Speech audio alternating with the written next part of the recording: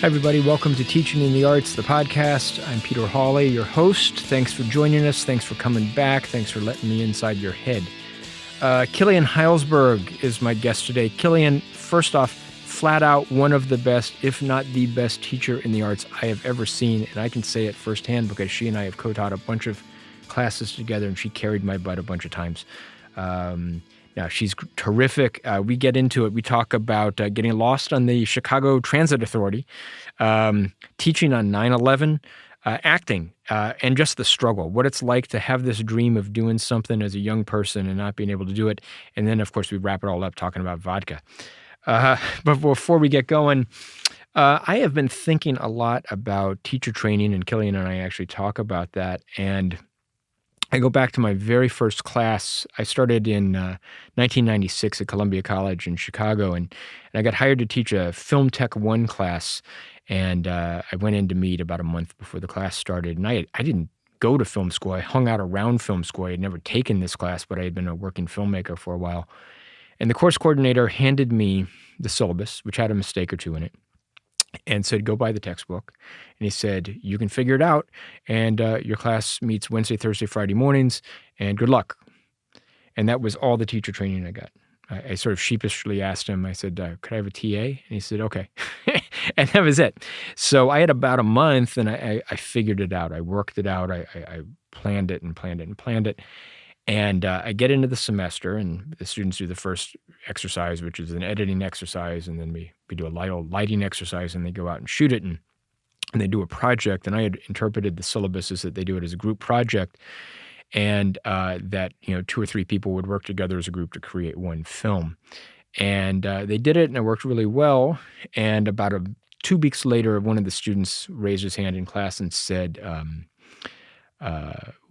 why did we do it like this, making one film with the 2 or 3 of us? And I said, well, that's what a group project is. And he said, all the other students in all the other classes made their own film, but used the other 2 members to help them. And I went, oh my God, I made a mistake. I just misinterpreted the syllabus. And I said, I'm sorry, maybe I can get more film. We can do it all over again. And as a group, the students said, no, this was great. It worked out much better. So from my mistake, by just not knowing any better and not making, not having anyone looking over my shoulder and not being trained anyway, that all worked out. And it did work out. The students worked out, and they, brought me back to teach further. But about 5 years later, they actually changed that syllabus finally. So students ultimately did make one film in a group of 2 or 3 people. So maybe I won in the end. But that's the lesson. I mean, we need teacher training, folks. No one knows what they're doing. So as I said, my guest today is Killian Heilsberg, and Killian was born in Jackson, Kentucky. Probably the only person I will have on this show from Jackson, Kentucky. She got a bachelor's degree from Berea College in Berea, Kentucky, and an MFA from the University of North Carolina in Greensboro. She taught at Lincoln Memorial University in Tennessee for 3 years before coming to Chicago, which is where I met her. She's been in about 130 stage productions and has worked on about 60 short films.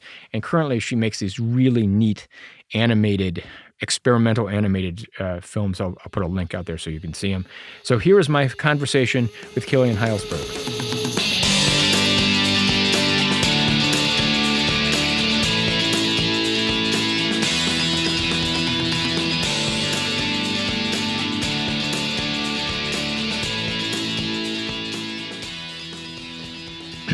Killian Heilsberg, welcome. Hi. So thank you for coming up here between classes.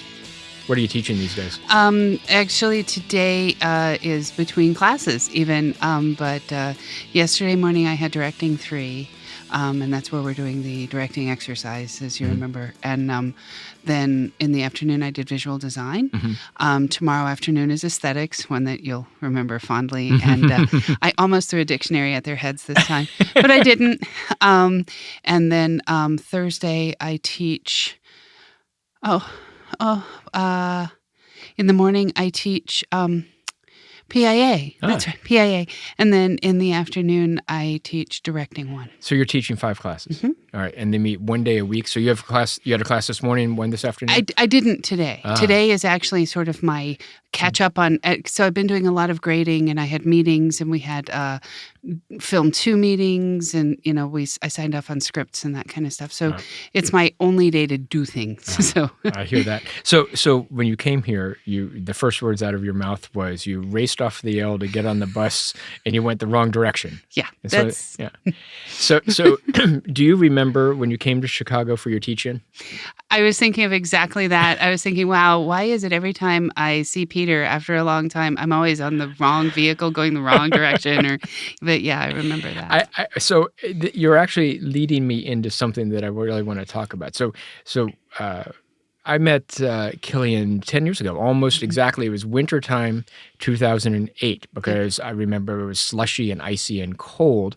And Killian came up from Tennessee to do what I call a teach-in, and we ultimately, of course, hired her. But the teach-in, she flew into Chicago the night before she did the teach-in. We hadn't met. We met the day of and had a little chat when she did her teach-in. And, well, you tell me what happened. I didn't know anything about Chicago, and I had set up a couple of maps. We didn't have Garmin. Well, we had Garmin, but that was for vehicles. I didn't think that you could wander around with it. So I had set up a couple of points where I knew I'd have to be from one point to another, and I didn't realize, and every time this is a pattern with me, but I didn't realize that every point was about 7 times further away than I expected it to be. So I got really, really lost downtown, and I ended up having to ask questions and turn around. And I discovered Chicago's a dog town because everybody I talked to was walking their dogs. And I ended up at a McDonald's and asking the big one down there. Rock and Roll McDonald's. Yeah, Rock and Roll McDonald's. And I ended up there, and then I ended up backwards, and I ended up walking. And then the next morning I thought, well, I can get there just fine. It's just this far. And again, the same thing happened the next morning. So, and then I fell on the sidewalk. It was just all this awesome stuff. It was great, So, but you were coming in to essentially audition to teach, and you had this going on. And so this is what I remember. So you told me this kind of as we were walking in, but what did you do for your teaching? Problem solving. But tied to the fact that the problem you had was not knowing how to get to your hotel from O'Hare or from the hotel to school. Right. Now, there was no way you knew, the day before you were going to do your presentation that this is what you were going to talk about. My question after a decade is, what were you really going to talk about that day? I swear I had plans. I just can't remember what they were. I remember thinking, to be honest, I had an idea and I had everything planned out. But again, patterns, everything that I had planned out became the moment. And so even though I knew what I was going to talk about abstractly, that experience gave me a concrete, as Hegel would say, that gave me a concrete to use to develop into a universal. And so instead of just talking, obliquely about, look, here's a problem and solve it, et cetera, I just decided, here's a problem I had, this is the way I solved it, and there was a little panic involved, and there it is. Is that you're remembering? It is absolutely what I remember, though I was still expecting you to tell me right now that you were going to lead us through an exercise such as something like, in screenwriting, when you have character, second act problems, here's a way to solve that problem. Yeah, I wish I could say that. Sorry. No, it was great. So you got the gig. Yeah, I mean, talk about luck. But it was so. What struck me is it was bold. It was creative. It was a really creative presentation, and I don't think people always put together teaching and being creative in the moment. Certainly teachers are creative, and certainly there's a lot of creativity in creating the curriculum and the program and stuff like that. But in the moment of that exercise, and I have had the opportunity to co-teach classes with you many times, so I have seen it with you, you don't necessarily think that, wow, there is creativity going on in the moment in the classroom. And I think you did that in that teach-in. Yeah. it was all I had. I think there was like this weird desperation to it, but I think that's what problem solving is all about. And as you've said, a large part of creativity is problem solving. It's all problem solving. To me, creativity is problem solving. That's all it is. Yeah. So we have to, before too much time goes on any farther, you have to explain, though I know the answer, why you almost threw a dictionary at your students' heads. Okay. So corporal punishment. Yeah, well, I don't know why. Well, when Peter and I should I be telling them or you? Tell us all. So everybody, here's a secret. When Peter and I used to co-teach aesthetics, that was the way he loved. And actually, the first time we were going to teach class, he came down to my office. He said, "Okay, I'm going to be throwing a dictionary out into the room, and you just need to be ready for that." And I'm like, okay, I'll just hang and fly with whatever. And that was exactly what he did. He would throw the dictionary into the front row, and he wouldn't even warn people. It was just, and somebody always caught it. And then he would say, "Look up aesthetics." And he would say, and it starts with an A, not an E. Yeah. And that was how he started off the class. And he still does it. And I have not seen that, but yes. he being me and the guy across the table from me. Right. But yes, that is why. So you didn't throw a dictionary at him? I did not. I didn't have it. I actually did say, because I've gone kind of soft? A little more digital. No, yeah. Oh, no, not soft. Digital. But I did ask them what aesthetics was, and we looked it up, and we even had an argument. One of the students said, "Well, how can it be beautiful? I mean, and I'm like, okay, you guys seem to have this narrow version of what beauty is, and that's kind of the problem. Yeah. And so that's where we started, but it was still the definition. Yeah, I think you got to. I mean, what I always said was that is a word they may not quite understand. Mm-hmm. They understand the word screenwriting, they understand conceptually the word directing, but aesthetics they don't understand. And if you don't understand the name of the course you're about to take, I think you get big problems. Yeah. So let's go back. How'd you get here? I mean, not literally the CTA and the Belmont bus, but how did you get here? I mean, you're from the South. Mm-hmm. You were born in Kentucky? I was born in Breathitt County, Kentucky. If you've read Hillbilly Elegy, mm-hmm. I was born in the same town that man wrote it about. Yeah. It wasn't, he was in Ohio, but his grandparents, the one he mostly talks about is Jackson, Kentucky, and that's where I was born. Bloody Breathitt. What brought your parents to Jackson, Kentucky? My father was teaching at the community college, and that's where he met my mother, who was one of his students. Nice. And here I am. What was he teaching? Theater. Mm. And so because I said in the open, you've been in a part of a lot of theater productions. Mm-hmm. How early did that start? I was 18 months. Wow. A year and a half. What were you doing? I was in The Curious Savage, and I was in the tableau in the middle, and my parents were amazed that I stood still that long. What was one of your first theater memories? You were too young to remember that. When I was in when I was in first grade, we did a little show at my school, and we traveled it around to all the schools in the neighboring counties and that kind of thing. And it was Little Black Sambo. And I played Mammy. And please, please, please edit this out. I did it in blackface. Oh, no. Yep. Oh, man, that was inauspicious beginning in the 70s. That was of a time. Yeah. So it got better from there. It went up from there. Yes, it did. So your dad taught theater. He was also a performer. He was an actor, and he was an opera singer before I was born. I mean, young.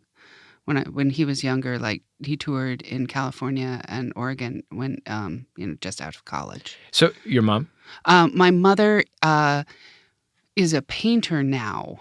At the time, she was searching, and she ended up being a hairdresser.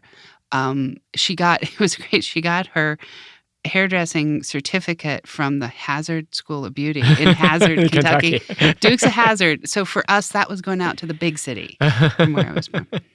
So your dad, though, if he was in California doing opera, what got him to Kentucky? He started doing all sorts of circuit stuff. He did, touring groups and that kind of thing, and just ended up in Kentucky and following the jobs. I mean, when you're an actor and you're an itinerant sort of education, he did some of his education and then was able to teach. So by that point, you just end up wherever it is. Sure. And that's how he ended up there. Siblings? No. So you got the bug, I'm guessing? I don't think I ever didn't have it. Uh-huh. That's something I realized when we did that panel about, so your kid wants to go to art school. I realized that I never really have been out of it, whatever the world is, whatever this. I mean, sure, I've never risen to any sort of heights in the industry, and by no means have I been famous, but it's the fabric of who I am. I sometimes wonder if that's part of why sometimes I have trouble communicating with people outside of these sorts of conversations or, explorations or just sort of teaching or creating, because it's all I've ever really known. Yeah, that's really interesting to hear you say that. And you've been a teacher for 17, 18 years, college teacher, Yeah, really close to 17. Yeah. And I've been doing it for 22, and I have had in all of those classes, and I'm guessing you have as well in your classes, lots and lots of students, yet none of them are famous filmmakers. I don't have the Spike Lee or Martin Scorsese or any of those guys. I have lots of successful young people who've learned something from the process, and you're the same. Yeah, Randall Tuckus was one of my favorite stories, even though the bulk of what I'm seeing him working on is woodworking. But that takes the same discipline. It takes the same patience. I know he's still working in the media, but he is doing incredible stuff, building carpentry, finishing, and it's amazing. And I think of that as when we teach, we're not teaching necessarily film professionals. We're teaching artists, people who are going to take those elements and carry them out there to whatever their dream is, truly build it. Even if, like any story, the dream doesn't always look exactly the same at the end, the story is still the same at the core. And we're also teaching, by and large, young people. Young people who think they want to do something until they learn what it is, and then they say, "Oh, I want to do something else." Now, Randall could go from woodworking to production design, set design, and have a fabulous career. He may not be famous as the best production designer in the world, but that's a great career.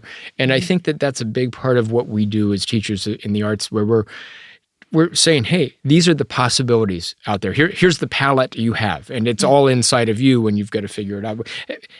Did you learn that lesson, or just sort of by osmosis, or by doing it? Or I think it was a stumbling part of the process. I think I was never told that. In some ways, I think the way you were never told that? I was never told that was the possibility, that this palette lives in you.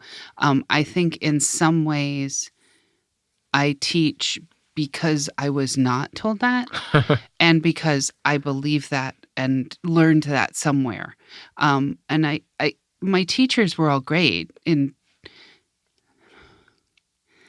Not all great. No. But, sorry to the poor, folks of Jackson County, Kentucky, but I can't believe, did you go to public school? I did. I can't believe all of the teachers at Jackson County Public Schools were great. No. And I'm a kid from Kentucky as well, so, And my first big issue was actually in Louisville. When we moved to Louisville, my parents almost took me out of that school because the teacher was so strict and one way that it was becoming very damaging to me, but they didn't. And I'm glad they didn't. How old were you? That was second grade. Oh, early, yeah. Yeah. And because I've moved 28 times now in my lifetime. So I'm like a little done with that. But they almost did. I'm glad they didn't, though, because I needed to learn those types, and I needed to learn how to deal with it. And in some ways, sure, I still act like a pill bug and duck and hide. But for the most part, if I didn't have that, I don't know that I would understand that the true light is within. Why do we keep fighting and expecting that we have to fit some outer paradigm? I think that's such a thing. I mean, I think especially when you're young, you think you have to be this way. No, you have to be your way, right? Yeah. Yeah. So okay, I understand the theater thing, and you just started doing shows. You weren't a child actress, really. You were acting in shows as a young person. Right. And Right. I mean, I did do a national show once. What? There was CBS had a magazine for a little while, and they came into our school, which was a really progressive school. I got really lucky 3rd grade on. Where were you? That was Louisville. Uh-huh. Also, it was called the Brown School, and awesome place. Anyway, they came in and they auditioned several of us, and I got chosen to be one of the reporters for the mini report, which was a small segment of this national magazine. And we covered Star Wars. Wow. I got to go and interview some people in like the film, like at the Premiere. the theaters, Oh. not anybody famous, but the theaters talking about how the audiences have been, how big was this, etc. And then we went to the toy store where we got to look at the new merchandising. But in that, I think my big brush with fame was doing a press conference with Walter Cronkite. I was part of the massive, Wow. and it was like the big panel of CBS. And this was when Richard Salant was still there before he went to NBC. So I asked questions. So in Louisville, or did you get sent to New York? And my parents love to remind me of this. I didn't even want to watch myself on TV. Uh-huh. I wanted to go see Man of La Mancha at the movie theater. So they dropped me off, went home, watched it, and came back to pick me up. So when did you start making some decisions? When you get to high school, were you doing high school theater and stuff like that? Where were you there? Let's see. High school, I started out at 9th grade, would have been St. Jude's in Sumter, South Carolina. Oh. And then we moved to Columbia halfway through my sophomore year, and then I moved in with my mom in Indiana. So your dad had all these jobs? Yeah, he had. Well, he in the middle of my sophomore year, he decided to go back for another degree, and that's why we left Sumter. We went to Columbia, so he went to USC there, and while he was in grad school, I went to school for like half the year. Then I decided to move in with my mom up in Indiana. So in some cases, moving around a lot as a young person is very positive for a student or a young person, and other times it's very damaging. Where are you on that spectrum? Both. Yeah, it's a mix. I also lived with my grandmother sometimes too, so it's kind of this, it would be like for a month or so at a time. Mm-hmm. But there was always this sort of, I guess really that's why catching the wrong bus doesn't make me freak out so much, because a large part of my life as a child and indeed through adulthood has been going or changing or exploring. And I have felt, I guess in some ways I almost move more because I need to change, because I didn't realize yet how I could do it inside and how I could explore inside. I felt stymied for about 15 years there in my adulthood. Only 15 years in your adulthood. Yeah, my adulthood. So let's continue this journey. So in high school, when were you making decisions about going to college and to study what and all that? College was easy.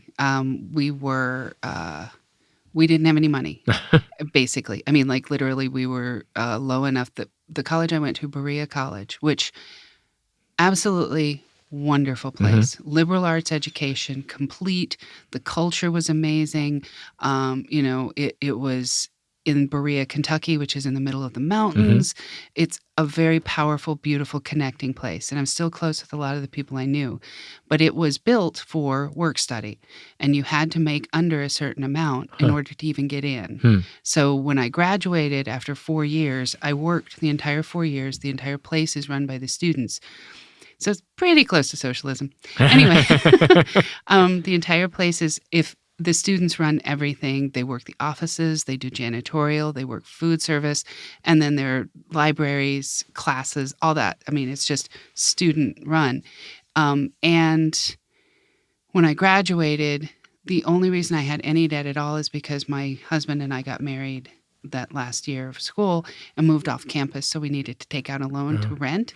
I graduated after 4 years with $2,500 of student debt. Good for you. It. Wow. And what was your degree in? Was it theater? And so they had a theater program there? What kind of theater program was it? It was great. It was great.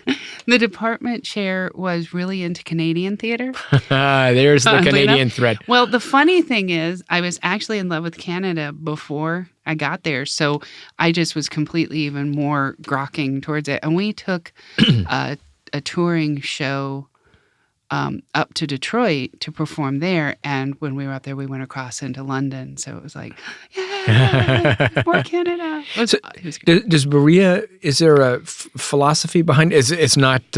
Very much a philosophy. Everybody has a right to an education. It's one of the first integrated colleges in the country. Really? Very in the South there. I mean, I've been there because I lived in Lexington, so it's not that far from Lexington. Right. Yeah, we used to go there to... have a good time. Yeah.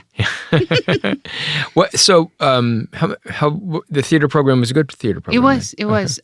We actually participated in the Irene Ryan Awards for a while. Beverly Hillbillies? Yeah. Grandmother? She had an award that she gave for excellence in acting, and the representatives came, and he actually nominated me to go. And so one of my friends and I went down to Alabama to participate. We didn't win, but we learned all the words to all the songs in Little Shop of Horrors while staying in the hotel. So it was like the awesomest trip. Boy, I didn't think we were going to get Irene Ryan and Little Shop of Horrors into the same story. Right. Yeah. So you've talked a little bit. You've talked about the Berea program. You've talked about your dad. I know a little bit of this stuff. Who were some of your influences as both teachers or fellow students or film theater? Where were you forming this thing you like? Oh, wow. So, okay, here's another interesting one. I did Jeffrey Reddick, the man who wrote Final Destination and worked for New Line Cinema. I went to school with him. And he and he directed his first horror film at Berea, and I was in it. I mean, Great. All of us were in it. All the actors were in it. And that was kind of awesome. So, but as far as influences... Was he an influence? I mean, like you were friends. I mean, pure friends. influence. It's definitely, see, that's why I drifted off on that, because everybody I knew at some point or another was an influence. There was Leonidas Casapidis, who is now what a great name. Very much. Leonidas Casapidis. Leonidas Casapidis, wow. And his brother was named Thanatos, but I think it was fully Thanatos, but everybody called him Thanos. They were from Thessaloniki. And they were students there. Leonidas was a director. I mean, like crazy, insane. He was follower of the theater of cruelty, Antonin Artaud.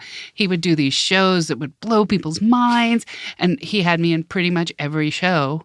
I loved working with him. I loved the freedom that gave me and the rebellion and the anger. But at the same time, I never bought into the fury so much as I bought into the ability to drop my inhibitions because of that. Learned a lot from him. I learned a lot from Gwen, the woman I went to Alabama with. She was just this amazing woman. She's now in Atlanta, actually. And then Nicole and Gwen and Nicole and I were all in Three Sisters together. So it's hard to say, as far as my peers, everybody, there was always someone who was like really sparkly and really good, and everybody loved to talk about it. My roommate Rowena and I would go to Papalino's, which was the restaurant, and we would talk about art all the time. And then other people would come in and we'd all be doing dog piles around the table and not eating enough to sustain our being there and talking about art and where we were going to go and dreams and theories. And Rowena and I talked about, she was always jealous of me because as an actor, I got immediate response from the audience. And I was always jealous of her because as a painter, her work lasted forever. And so I think in some ways that's why I gravitated towards film. Well, right. It's kind of both. It lasts for sure. Yeah. So I've talked to a bunch of people in here, and there is a theme, and it's a theme that is actually hurting you and me, and that is, we're talking about teaching in the arts, and everybody who has sat across that table, including myself, has said, my influences were my peers. People I went to school with, people who turned me on to stuff, which I totally get. I was the same way. I did have teacher influences. I'm sure you had some teacher influences. I've had some teacher influences while I've been a teacher as well. So, I mean, I'm sure your dad was an influence just because he was working, right? There was no way. And then there were teachers that were really there was Dr. Ravaj Sewell, who taught senior requirement, which there were 2 religious classes you had to take. You had to take religious and historical perspectives and senior requirement. And each teacher would design a separate class, but they all fulfilled the same basic thing, which is a historical humanitarian examination of religion and social situations. And he taught God Hidden and Revealed, which I loved because I read Simone Weil. I read Elie Wiesel. I did my final paper in there on the opposing tracks between opposing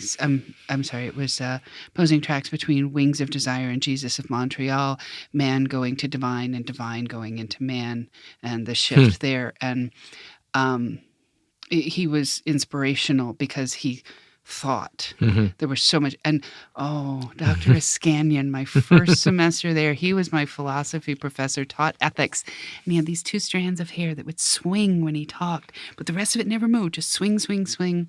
But he was completely passionate about thinking.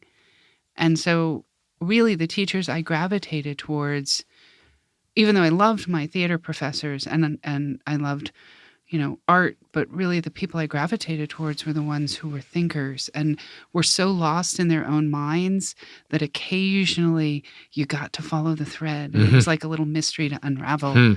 And then in grad school, Where'd you go to grad school? University of North Carolina, Greensboro. And Tony Fragola, when we walked in, the first class he taught, he said, "Don't expect to make an A." And everybody was so mad. And I was sitting in the back thinking, I really don't. That's not why I'm here. I don't care about the grade. I want to learn. And I ended up making an A. What was the class? It was screenwriting, writing short scripts. Interesting. Well, so I'm glad to hear that you did actually have some influential teachers. So when you were an undergraduate and when you were graduating from Berea, and that's not a Shaker or Quaker school, right? No. What did you think you were going to do after graduation? At the time I was married, and I dropped out my junior year. After my junior year, after a detour, we moved to Los Angeles because I thought I was going to be an actor. And he hated it. He just hated Los Angeles. I worked 3 jobs. He worked 2. I was taking classes in Studio City. I was just starting to get some traction. And he's like, I just can't live here anymore. So we left and we came back to Berea. He tempted me by saying, "You should get a degree." And I'm like, I don't know why. Okay, fine. Well, it wasn't costing you anything, at least. No, right. Well, that was when it did. It was like 20. I was like, now we have money. So what'd you think? I mean, you came back to school and then? And then that started the 15 years where I gave up. Wow. But, I'm sorry to hear that, but there's more to that story, I'm sure, because you did go to grad school. How far after you graduated? It was about 3 years. So you had a gap there. I did have a gap. I really tried. I mean, that was the thing. I was determined to just build a normal life. I was determined to be normal. Yeah. And the whole time I kept thinking, okay, I can learn how to make films on my own. I'll write a script. I'll write scripts. I'll keep doing that. Finally I said, I have to go to film school. I have to, or I'm going to die. I mean, literally, that's what I said to him. And I said, and look, there's one here in the state. I'll apply if they don't let me, but I've got to. And they let me in provisionally. So I moved there alone. Greensboro. Yeah, to Greensboro. We were living in Asheville at the time. And so I moved there alone.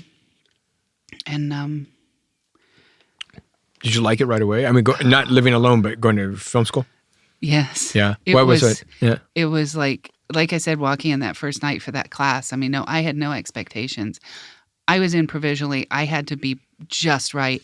And it's funny because like my high school, I made a 1.9. I mean, I barely got out of high school. I had like a 2.3 in college, and I had a 3.75 in grad school. Well, you were finding something you were I interested found in, you know, my that goes place, along, yeah. right? So why film? You would have been theater. What flipped the film? Well, it's weird because in undergraduate school, I did try anyway, but we didn't have a film program. So I borrowed a camera and I started a documentary, and I did a couple of like little things. You know, I did an advertisement video for the Center for Effective Communication where I was working, and, you know, a couple other things. But film, I kind of would say I'm going to write for television, I'm going to act on stage, and I'm going to direct for film because that's where the power is, according to Laurence Olivier. And, you know, Were you a film fan? Oh, yeah. Like Oh, what? yeah. Like what films? Like there? What influenced you there? What kind of So films? growing up, my dad and I would go to all day.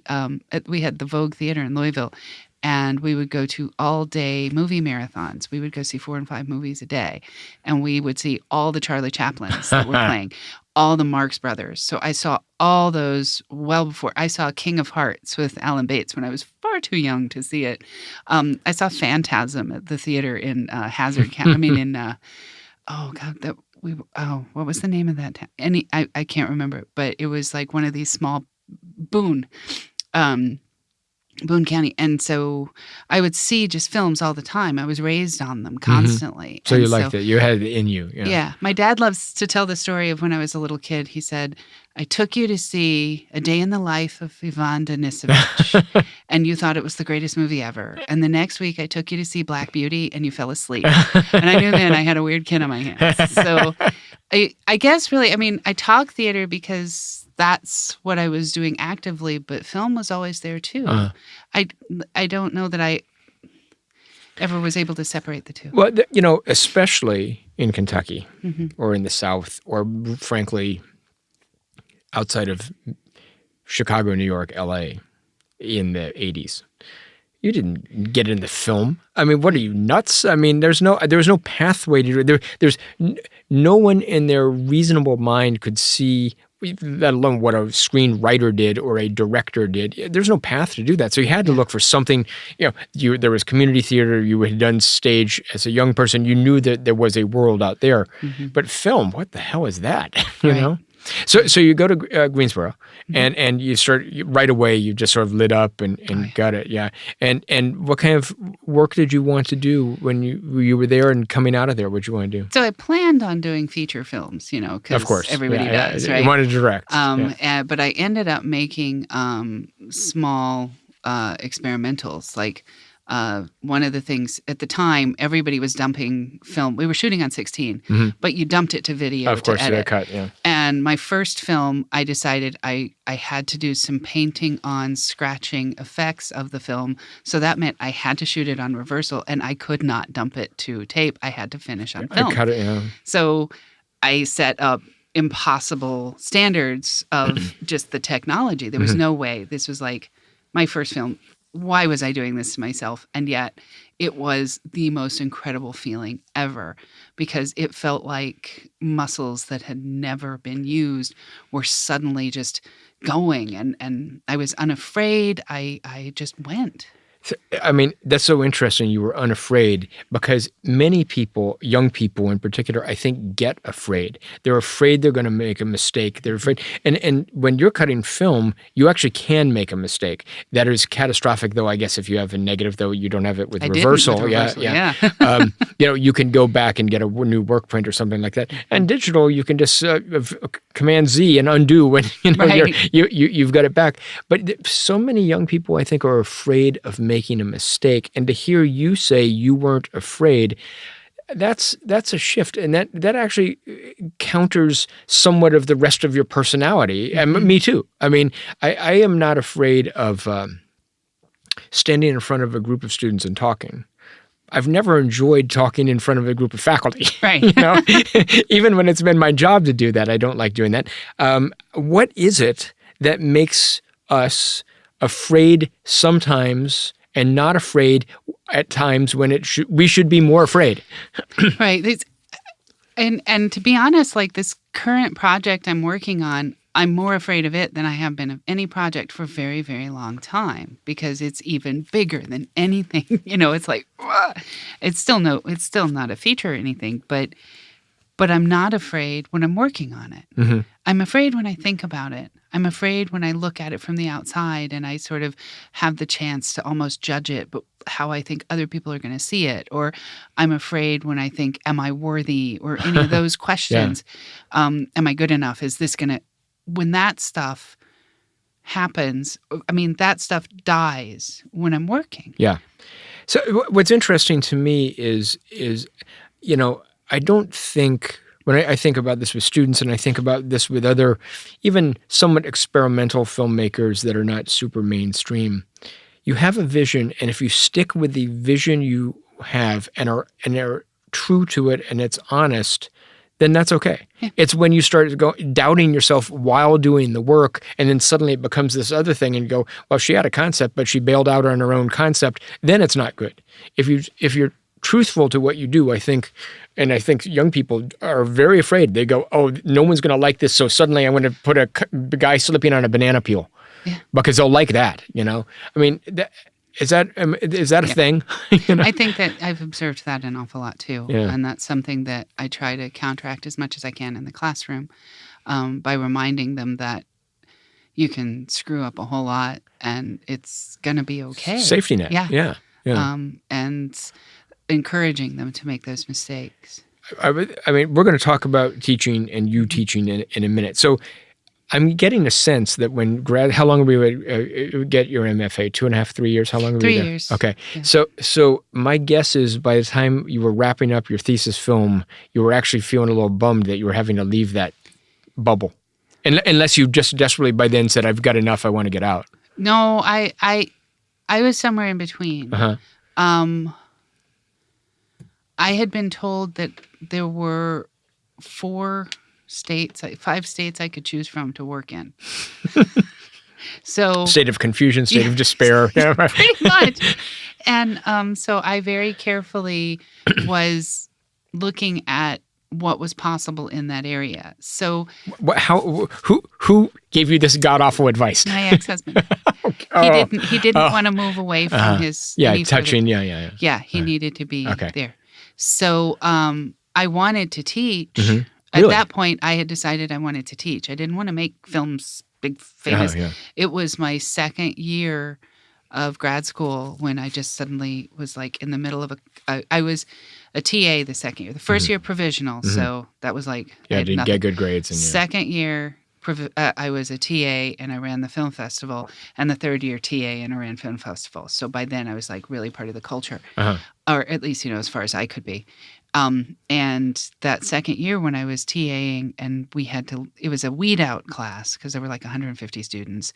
And in order for them to get anything, they divided the class into small discussion groups. And each one of us would run a discussion group the second day of class. We'd watch the film, run the discussion group the second day. And we're talking, and at one point when we were talking about Stagecoach, somehow our discussion of Stagecoach, screen direction, and whatever, there was something else, and Tamagotchi, the little puppets, the little digital guys that lived in your watch, and you had to feed them. Yeah. Those things all converged in one purposeful, meaningful moment in the discussion. And I'm writing on the board, and I turned around and I looked at the students, and they were all like, "Yeah," and I was like, "Holy crap!" This is the awesomest feeling in the world. Yeah. It's like everything that all these pieces, all this mystery and discovery and problem all at once right there. And I got to be a part of it. How awesome. Well, you and I are very much in sync on that. We are prepared to go teach. You and I both are, right? But we don't know what's going to happen in that room, and literally our preparation would be like, okay, I'm going to do this for a few minutes and then you do something, and then it'll work. And then hopefully some student will pick up a thread and then we'll just go off of that. And it seems chaotic and it seems like it would never work. But I think what happens, and I've seen it with you, you are so present for the students. You are so there for the students that they give something over without even knowing they give it over. And it creates an environment in the room. And I've taught classes with you, I've taught classes without you, and it's even the same class is a little different because the people in the room, the students in the room, and I trying to figure out how to catch that in a bottle, and I just can't. It's just, you have to keep doing it and doing it and doing it, I think. But that moment, I've had exactly on my first class, I had that same moment of like, oh my God, I love this. I have no idea what I'm doing, but I love this, Interesting. So then you got a teaching bug, I guess, a little bit? I got the teaching bug. But I was up for a job possibility and interviewed, and one of my teachers got it. Oh. So, a college teaching job? A college teaching job. So I didn't make it to that one, but I had to keep looking again in this area. So I was like trying to be really careful.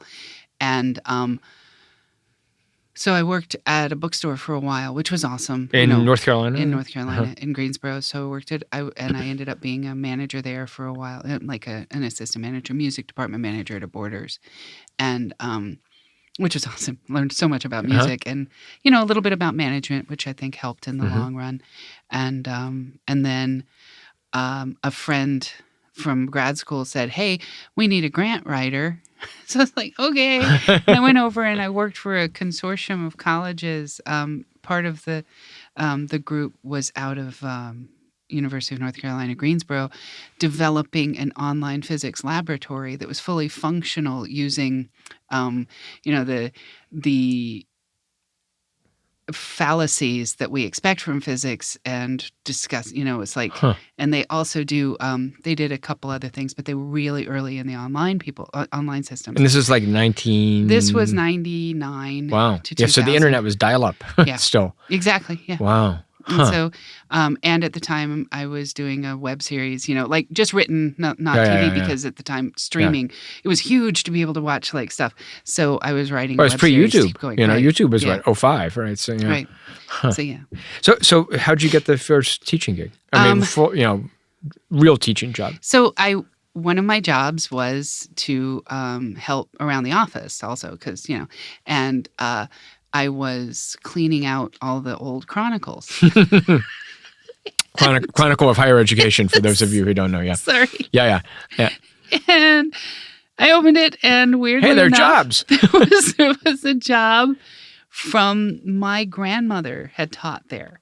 So I was like, are you kidding me? All right. Your legacy. And I happened to know the man who was the dean at the time, to whom I wrote. I said, by the way, are your daughters Shauna and Sherry? Because I played with them when I was a kid and would stay there. So that was how. Was that Lincoln Memorial? Mm-hmm. Wow. So had you applied, except for the place that one of your teachers got a job, had you applied to other schools? Oh, well, yeah, I'd applied to a bunch. This was over a couple of years. Wow. So you got a gig. Right. And then what? You go, oh my God, now I'm Professor Heilsberg. And we had just bought a house in Greensboro. Oh, so good timing. I was like, 3 months after we bought the house, I was like, I just got this job, and this is perfect. And and it's touching the states. We're part of it. It was in Tennessee, or it was Kentucky, Tennessee, and we were still in North Carolina, so it was still in that little. It was in that radius. But it meant he had a job, so he was like, well, I'm not coming with you, and I said, okay, well, we can visit a bit. And then after about a year, he moved up there. What were you teaching when you got to Lincoln? Communications. So one of my first class was the business of broadcast business, which was great because I actually showed them. I was like, I will admit, I know nothing about sales and advertising. So let's watch Glengarry Glen Ross. Scared the shit out of them. Why weren't you fired? I mean, what a horrible example, anyway. What a great movie, but what a horrible example for that. And what did people say? What did the students say? Oh my God. They had never seen anything like it. And I thought, If now because of Alec Baldwin and everyone else, it's almost we know it, right? Yeah. But back then, it's kind of a weird movie because it feels very much like the play, right. and then nothing really happens. Like you don't ever see the lots they're selling. They don't really ever go out to do a call, Oh man! I did lead in with, this is a little rough, and it's not exactly how it is, but it's all about. But yeah, it's fiction. Yeah, it's mammoth. and the awesome thing was we were at one of the students said, well, since this is a small class, why don't I cook dinner? And so she cooked spaghetti for us, and we all had spaghetti at her apartment and just sat around watching it in the living room. And afterwards, they all stared at me. Wow. Yeah. That's neat, though, to do that. So, I mean, do not take this the wrong way, though. I'm sure you will take it the wrong way. Of course. Why did they hire you at this school? Well, you weren't teaching film. You had an MFA, which is great, but you're teaching. What do you think happened? I mean, there are reasons for everything. Part of the job was to run the local television and radio station. We had lots of experience doing that. None. Yeah. So I did that. That was part of it, and I think. I don't know why they picked me because, to be honest, I was nothing but a thorn in everybody's side the entire time. And, I mean, that's why I'm here is because I was very painfully they could not actually just outright fire me because I did anything wrong because I actually wasn't a bad teacher. Yeah. Was it a tenure track job? Or No. Yeah. I was just... I got into a lot of trouble when I was on Faculty Senate because we insisted that we do actual peer reviews for the schools. Why are we working? I had a colleague who was teaching 22 contact hours. Jeez. I was teaching 20 and running the center. What are you teaching now, though? Right. I think it's 16 now. Oh, okay. Yeah. Well, that's a lot. Yeah. So 15. So you can tell the story, or we'll tell it together about how you got here to Chicago. I'll start. Okay. So we were going into year 2 of this new college and film program, and we needed to expand because we were going to have first year and second year students for the first time ever, and we needed people who could teach a variety of things: screenwriting, directing, aesthetics.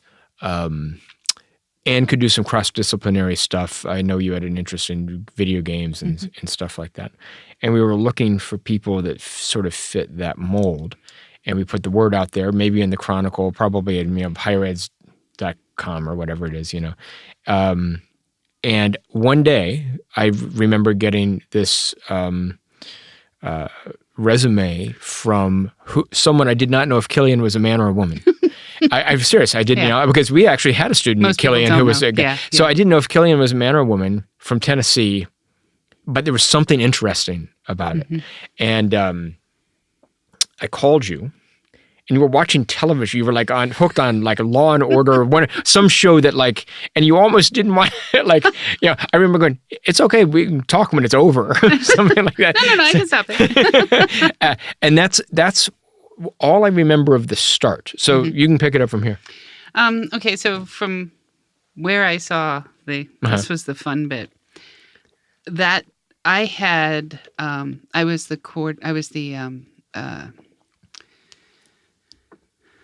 it wasn't department, but the program chair. I mean, it wasn't even chair. It was program coordinator. But I was in charge of the communications department, which was part of the. Regardless, I was a little bit in charge. Right? I say that very gently because the rest of this will let you know how really in charge I was. And I received an email from one of the administrative secretaries on campus sending me the resume that had been submitted for the job posted in my program that I didn't know was posted. And along with it, she sent the link to where the job listing had been posted. So I went to the job link and I saw it and I was like, "Are you kidding me?" So I copied that and then I sent it to my dean and the chair and said, would you guys explain to me what's going on here? I had no idea of this, and this looks a little bit like my job. But, So, and then I went back to look at it again because I was just like really freaked out. And right above it was the advertisement for this job. Huh. And I know you're going to have to cut this, right?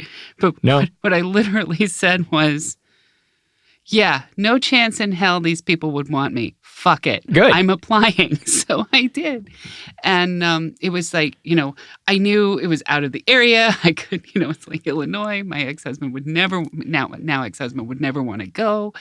But I actually did it mostly to just say fuck you to everything because I felt so worthless where I was, which was a large part of why I probably was still wanting to stay with Law and Order because I was really hiding where I was because I had just given a speech presenting for the entire school. They asked for ideas for improving the school, and I submitted this online campus program because they were talking about going into online campus stuff. And so I'm like, okay, well, here's some ideas that I've been working on with a friend, and we have this really great idea. We have this engine, we have all this stuff, and presented it, They decided to put in a writing lab because they didn't have one. I felt stupid. I felt really stupid there. And so when you called, I was kind of like, okay, I'm really dumb. Why are you even talking to me? Actually, you first called and you left a message on my phone. We had just finished the second round of auditions for Cabaret, and we had gone to dinner before we went back for some work on it. And I'm sorry, funny thing happened on the way to the forum. And when we went out to the car, I checked my messages and I was like, no fucking way. They fucking call. Are you fucking? And my friends were like, oh my God. And I was like, what the hell? This is crazy shit. So, and then when we talked on the phone, I felt really awkward. I had no idea that, like one of the top 5 collections of modern art, and you were telling me about how awesome Howard was, and this visionary, and I'm like, yeah, this is, okay, I'm totally, this is, and then he said, okay, and I'm like, okay, so yeah. Well, we got you up here. You did the teach-in as we described earlier, and it was great. And then the next thing I remember was when you actually moved, and we started work, and we had a lot of work to do. I mean, you started somewhere in July, 1st of July, 15th of July, I forget when it was, and school was going to start at the start of September, and we had to build a second-year curriculum and do everything else, and that was some of my favorite time. And I just remember sitting there around tables, throwing ideas out there, talking about things, building something from scratch. And, we'll never get the chance to do that again.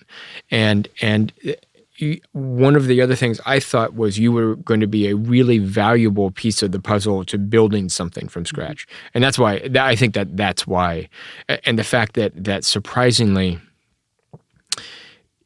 you were fearless in your teaching, and that we needed fearless/stupid exactly. That's me. People who could build something. And it's me too, It's like I left a safe gig to go do this thing, and it was great, So what are your recollections back at those early times, and just like, it was so different for you from Tennessee and from the South, but at the same time it was the same, because at some point where you get in that classroom, students, and you're teaching. Sure. Yeah, definitely.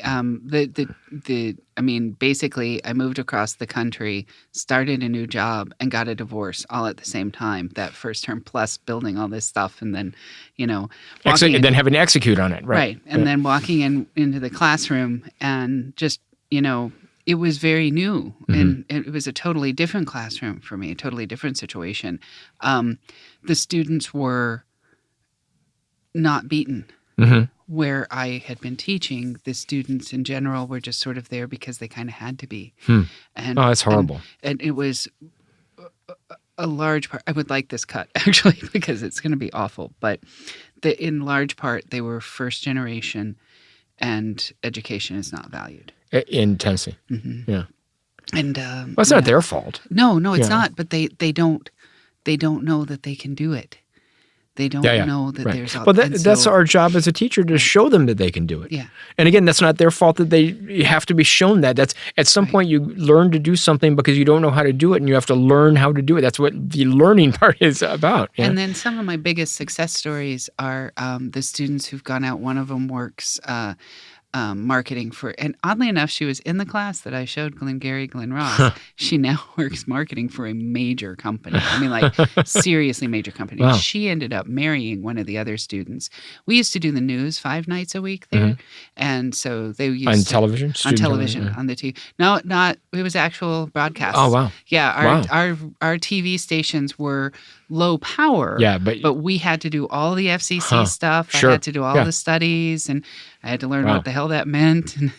And then we had 2 radio stations, one AM and one FM. Wow, that were all. That's a lot of communications. It was there a lot, down there for a small school, you know. And we did some in-house programming, and then we did some piped in to cover up most of it because we weren't able to cover all 24 hours because we were a 24-hour station. But we family channel or whatever, which was like. Right. They paid for part of it. Yeah. Right. So let's. You mentioned the student who was part of the Glen Ross class who's successful. Student highlights. Teaching highlights, moments in the classroom that you just or in academia that you think about. September 11th. 9/11, like 9/11, 9/11. So you were in Tennessee still, or wherever you were. Yeah. It was my first year teaching. I was in a classroom. I was in a speech class, and when a student came in and said, the planes have flown into the towers. And we were all like, what? And so we were like, huh? And I said, well, come on, let's go over to the center and let's watch it on TV there. So we went across campus, the entire class, and we watched as it happened. And all the other students who worked in the program, especially, real quick preface, I'm sorry to go back. They didn't want me there. The teacher that had been there before, they loved. He was their best friend. They adored him. He still worked on campus, so they kept going to him. They wouldn't talk to me. They kept going to him, even though he wasn't even with us anymore. Anyway, so we're watching the towers. We're watching all of this go on. We're watching the coverage. We started recording all the coverage. And then the students who were usually worked the news came in and were just staring at me. And I said, come on. We got to do something. Let's get the show together. Yeah. Let's start. So for the next 2 days, we worked the entire time. If you weren't in class, you were there. You were writing stories. You were cutting. You were putting it together. And we put together just show the news about this. And the first night, everybody was shaken, but they all went on. They all did it. It was amazing. The second night, we actually ended with a letter from a friend of mine. A friend of mine emailed me from Israel to send her condolences to us going through what she had been going through for a very, very, they live day to day. She would walk out of a grocery and, so she sent the email of support and we closed the second day. And then after the second day of all these shows, I walked out into the lobby and they had a bouquet for me. And they said, thank you. And from that point on, we were a family. Wow. And it was amazing. Yeah. And they didn't go back to the guy who had the job. Yeah. I mean, they were still friends with him, but it all changed from there. And my gut says that you showed them that you were there with them, that you were in it, that we're doing it together, that we're part of this. I'm not throwing you to the deep end. I'm not saying figure it out. We're figuring it out. Yeah. That's great. That's a wonderful story. That's great. Hard to top. My 9/11 story I was not in class. It was the semester started 2 weeks later, but I was teaching an aesthetics class, and the first film we screened in that class just was what the draw was Casablanca. Wow. And I said to the class, I said, look, things are different now, and we're at war. even though we hadn't gone into Afghanistan yet. It felt like that. And I said, we're going to look at Casablanca and a bunch of the films we're about to screen as war movies, and really look at it. And once you started looking at it, yes, Casablanca is a war movie. It's also a comedy. It's also a love story. I could argue that it's a musical as well, but we're looking at this as a war film. And when you start looking at that way, and that was actually the year I started, playing music before my class. I played Autumn in New York. By Billie Holiday's version, just because it was like, just listen. I brought the lights down and we're listening to this in class. And then I did, later on I did, not tied to 9/11 at all, but because we've screened some racial themed thing and Strange Fruit. I played Strange Fruit. Yeah. But that was it. But 9/11 was what got me doing that thing I've done for 20 years or 18 years later. So disappointments as a teacher, I mean, everyone has them. I mean, sometimes it's a bad class or sometimes a bad course, Today, I mean, and I wasn't even in class, but I'm disappointed with something that I heard about, that had happened in one of my classes. And I think those are so much more than the disappointments are me. The happiness and the joy is always the students. And that's how I break it down, because I'm the only one that ever really disappoints me. But they, no matter what, even when they're fighting, even when Tom Mary was at his most angry, even when he slammed out of the room, I knew why. And that didn't disappoint me. Yeah, right. Right. As a teacher, I get disappointed when they don't work hard enough, when you're working harder than they are. But yeah, you have very high standards on yourself as a teacher, and when you don't meet those standards, that's a problem. But that's also the thing that makes you such a good teacher, over and over and over, year in and year out, day in and day out. Really interesting. So we got to talk about a couple more things. One serious, one not so serious. Okay. Are we going to do the Armando John story first? If you want to, we'll talk about three more things. So yes, so you tell this. So when I was emailing Killian saying, "Come, let's do this thing," I said one of the things I'd like to talk about was that summer when Killian joined us and a couple other faculty, John Philbin and Armando, joined us as well, and we were creating curriculum, and we ended up talking screenwriting. I'm actually probably going to mangle this, so Peter will have to pick it up in just a moment.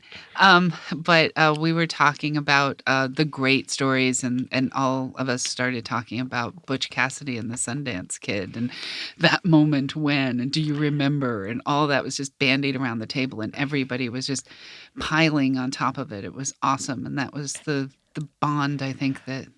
Well, that's exactly what it is. Yeah. We were talking about moments of Butch Cassidy and Sundance, and when they went to freeze frame and sepia tone, and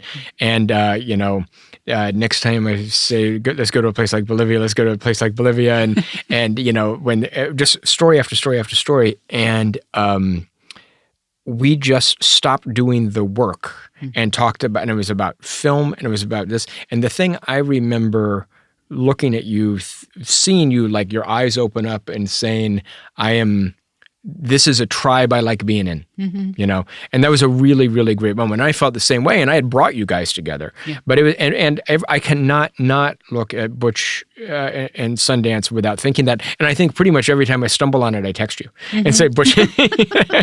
So that was great. So here's the more serious topic, and then we'll have another humorous one. So, women in media, the Me Too movement and all that sort of stuff. You're a woman in media. You have female students.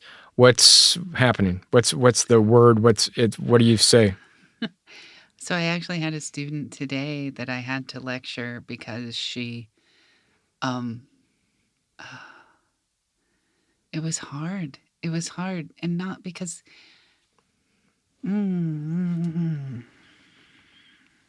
Pill bug.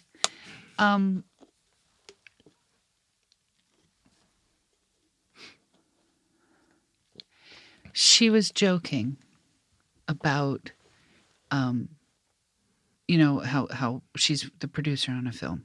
And she said, if I were still dating this guy, we could get this area. He always wanted we could shoot here because, and I guess, I don't know. I mean, if I give a blowjob, maybe we could get, I'm like, No. No. Because it's so ingrained, I think, for us to be able to expect that we can trade for it. Uh-huh.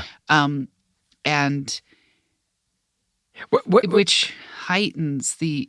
I'm sorry. Go ahead. no, what was she thinking when she said it to you? Was she thinking that she was going to say this and like you were going to go, great, get the location, or like you were going to say, what the hell are you talking about? Or did she not even? It didn't faze her that she said anything? Part of how she just operates. I think partially it was a joke, but partially I think she was serious because whatever it takes. Yeah. And the big discussion we had was, I mean, like, one, please don't demean yourself as a human being, but also two, why is it you would trivialize sex and take the joy out of something that's truly awesome and make it into something to trade? And that, for me, is a big part of this whole movement because in some ways, part of it is having the choice for it to be a joy taken away in addition to just having the choice taken away. Yeah. And yet, is this student typical college age? I mean, So new to all of it, new to film, new to sex, most likely, relatively new, and like that's a really interesting statement. And she wasn't pushing buttons with you. No. And so how did you resolve it? Did you say all these things? I mean, I said all that. I actually said, okay, this might, and I said, no, actually, I don't care if this upsets you, and I don't care if this offends you. We have to talk about this. That's not something you say, one, especially in this political climate, period. But two, you also have to consider you are more than that. Yeah. You're taking away your value, your integrity. You have to do the job because you're smart enough, you're talented, and you're dedicated enough to get it done. Yeah. Not because you're trading sex for that. Yeah. And don't ruin something that's truly beautiful that you can truly enjoy by making it currency. Don't take away what's wonderful about life by turning it into something that can be bartered. There's lots and lots and lots of that. Don't be part of it. Revel in sex and don't let it become a hang-up, but also do your work because you can, not because you're training. This is where I think teacher training is so important because you have to tell this story. You have to go to a faculty meeting and say, this is what happened. This is the environment we're in. How do I handle this? Someone handles it very differently than you. Someone handles it, she would not have said that to a male teacher, I'm guessing. Probably not. But there was one in the room. Oh, wow. I don't know. So anyway, that's why I think we need teacher training. That's one of the reasons why. That's why we have to get together, and there is value in a faculty meeting to talk about things like this. Not about policy, but like how to help young people do this. The other thing when you were telling that story is, what if from the young man's position? So if that had happened, if that transaction happened, as you said, he'd go do it again because he didn't do anything. It was offered up to him. He didn't, maybe he would have pressured her for it, but it wouldn't have stopped. It would have, next time around, he would have said, well, I have had this happen before. Why can't I do it again? And that just, you got to stop that cycle. That's brilliant. And I'm sure I'm hearing all sorts of stories, not like that necessarily, but I'm hearing a lot of stories of women I know in the industry who are very concerned about a backlash because so many men are in the hiring position that it's just easier for men to say, oh, I'm going to hire a guy because I don't have to deal with that headache. And that's a problem. I think there's a long, long way to go. The Grammy Awards don't answer it. The Academy Awards, the Golden Globes, they don't answer it. I mean, it's going to go, and there are going to be more shoes to drop industry-wise. I mean, Woody Allen now is coming back around and all these things. Yeah. Yeah. I am I'm of the mind that it's pendulum because we're now swinging out so far that there's a whole lot of it, and then it's got to come back so that we can have this real conversation.